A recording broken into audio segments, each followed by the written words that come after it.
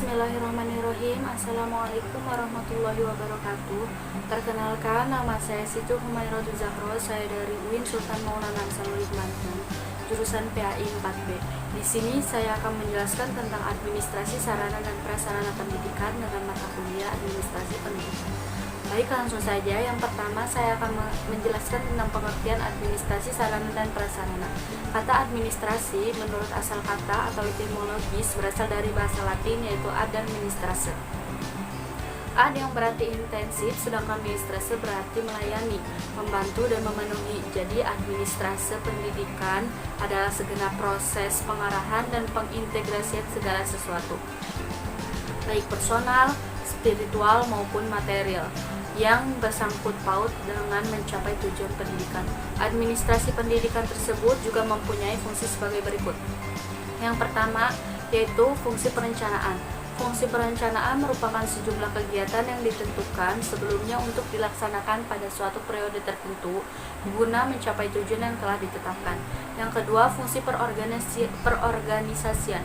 Fungsi perorganisasian merupakan proses penentuan pekerjaan yang harus dilakukan, pengelompokan tugas, dan membagi-bagikan pekerjaan kepada setiap anggota personalia.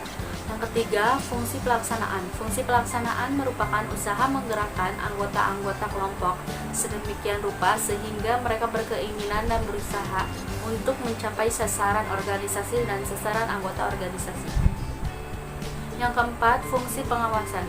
Fungsi pengawasan merupakan proses pemantauan, penilaian, dan pelaporan rencana atas pencapaian tujuan yang telah ditetapkan. Apabila dalam administrasi sarana dan prasarana terlaksana fungsi perencanaan, perorganisasian, pelaksanaan, dan pengawasan dalam pendidikan, maka tujuan pendidikan yang telah direncanakan oleh sekolah akan bisa tercapai secara baik. Untuk mencapai tujuan yang diinginkan dalam pendidikan tentu tidak terlepas dari berbagai administrasi dalam sekolah, antara lain administrasi kurikulum, administrasi personalia, administrasi keuangan, administrasi kesiswaan, dan administrasi sarana dan prasarana. Administrasi sarana dan prasarana mempunyai peran yang sangat penting bagi terlaksananya proses pembelajaran di sekolah serta menunjang tercapainya tujuan pendidikan di sekolah baik secara khusus maupun umum. Pengertian yang lebih luas, peralatan pendidikan adalah semua yang digunakan guru dan murid dalam proses pendidikan. Ini mencakup perangkat keras dan perangkat lunak. Perangkat lunak misalnya kurikulum, metode, dan administrasi pendidikan. Perangkat keras misalnya gedung, sekolah, dan alat laboratorium.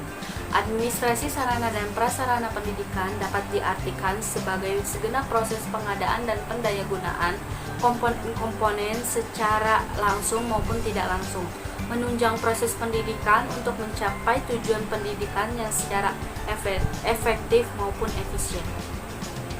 Sarana dan prasarana sangat diperlukan dalam lembaga pendidikan karena akan meningkatkan kualitas sebuah sekolah tersebut. Sebagai contoh, komputer yang digunakan untuk praktik pembelajaran. Lulusan yang bermutu salah satunya harus bisa mengoperasikan komputer untuk menghadapi perkembangan dunia yang semakin modern. Pendayagunaan fasilitas dan sumber belajar perlu dikaitkan dengan kompetensi dasar yang ingin dicapai dalam proses pembelajaran. Dengan kata lain, fasilitas dan sumber belajar dipilih dan digunakan dalam proses belajar apabila sesuai dan menunjang tercapainya kompetensi dasar. Yang kedua yaitu macam-macam administrasi sarana dan prasarana. Adapun macam-macam sarana dan prasarana dibutuhkan sekolah untuk menunjang tercapainya tujuan pendidikan, yaitu yang pertama ruang kelas. Ruang kelas untuk pembelajaran teori dan praktek yang tidak memerlukan peralatan khusus. Yang kedua, ruang perpustakaan.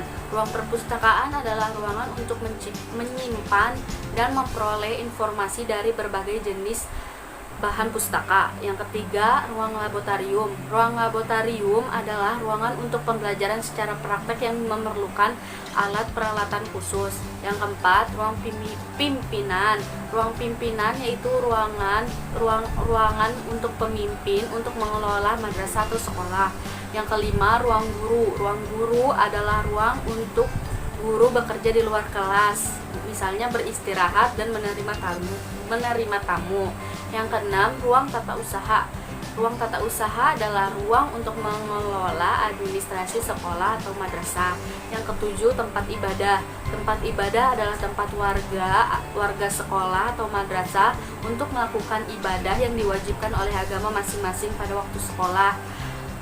Yang kedelapan, ruang konseling. Ruang konseling adalah ruang peserta didik mendapatkan layanan konseling oleh konselor berkaitan dengan perkembangan pribadi, sosial, belajar, dan karir.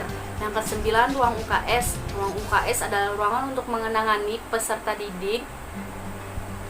Ruang UKS adalah ruang untuk menangani peserta didik yang mengalami gangguan kesehatan dini dan ringan di sekolah, madrasah atau sekolah atau madrasah.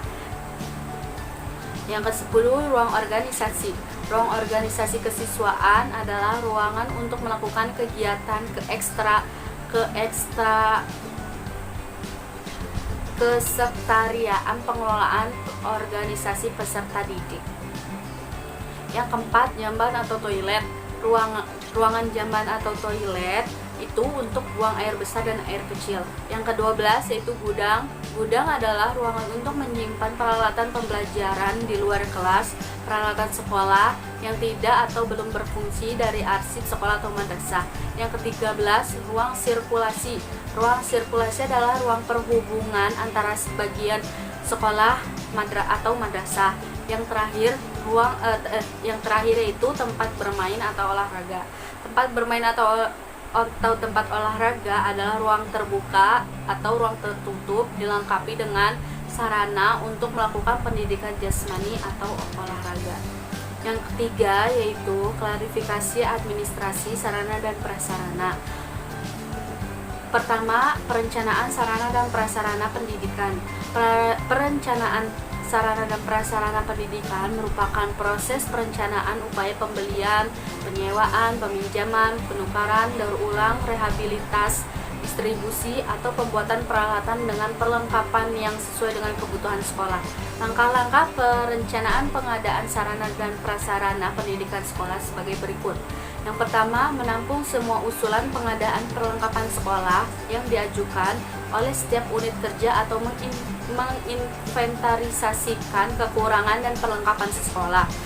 Yang kedua, menyusun dan rencana kebutuhan perlengkapan sekolah untuk periode tertentu. Yang ketiga, memadukan rencana kebutuhan yang telah disusun dengan perlengkapan yang tersedia.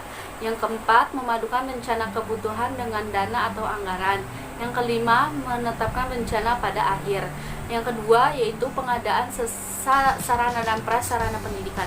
Pengadaan merupakan serangkaian kegiatan menyediakan berbagai jenis sarana dan prasarana pendidikan sesuai dengan kebutuhan untuk mencapai tujuan pendidikan. Pengadaan sarana dan prasarana adalah kelanjutan dari program perencanaan yang telah disusun oleh sekolah. Dalam pengadaan ini harus dilakukan sesuai dengan rencana yang telah disusun dengan memerhatikan skala prioritas yang dibutuhkan oleh sekolah dan menunjang keberhasilan pelaksanaan proses pembelajaran. Yang ketiga, pengaturan sarana dan prasarana pendidikan merupakan kegiatan mencatat dan menyusun sarana dan prasarana yang ada secara teratur, tertib, dan lengkap berdasarkan ketentuan yang berlaku. Yang keempat yaitu fungsi administrasi sarana dan prasarana pendidikan. Selain memberikan makna yang lebih terciptanya dan terpeliharanya kondisi sekolah yang optimal, administrasi sarana dan prasarana pendidikan memiliki fungsi sebagai berikut. A. Memberikan dan melengkapi fasilitas untuk segala kebutuhan yang diperlukan dalam proses belajar mengajar. Yang B. Memelihara tugas-tugas murid yang dilakukan oleh guru dapat terlaksana dengan lancar dan optimal. Yang terakhir yaitu tujuan administrasi sarana dan prasarana. Adapun tujuan administrasi sarana prasarana pendidikan yaitu yang pertama, mewujudkan situasi dan kondisi sekolah baik sebagai lingkungan belajar maupun sebagai kelompok belajar yang memungkinkan peserta didik untuk mengembangkan kemampuan semaksimal mungkin. Yang kedua, menghilangkan berbagai hambatan yang dapat menghalangi terwujudnya interaksi dan pembelajaran. Yang ketiga, menyediakan dan mengatur fasilitas serta perabot belajar yang mendukung dan memungkinkan siswa belajar sesuai dengan lingkungan sosial, emosional, intelektual siswa dalam berproses pembelajaran. Yang keempat, membina dan membimbing siswa sesuai dengan latar belakang sosial, ekonomi, budaya, beserta sifat-sifat individu. Administrasi sarana dan prasarana mempunyai peran yang sangat penting bagi terlaksananya proses pembelajaran yang diinginkan serta tercapainya tujuan pendidikan dengan belajar lancar, teratur, efektif, dan efisien. Mungkin itu saja yang dapat saya jelaskan tentang sarana dan prasarana pendidikan. Kurang lebihnya mohon maaf apabila ada kata-kata kesalahan. Wabillahi taufiq wal hidayah. Wassalamualaikum warahmatullahi wabarakatuh.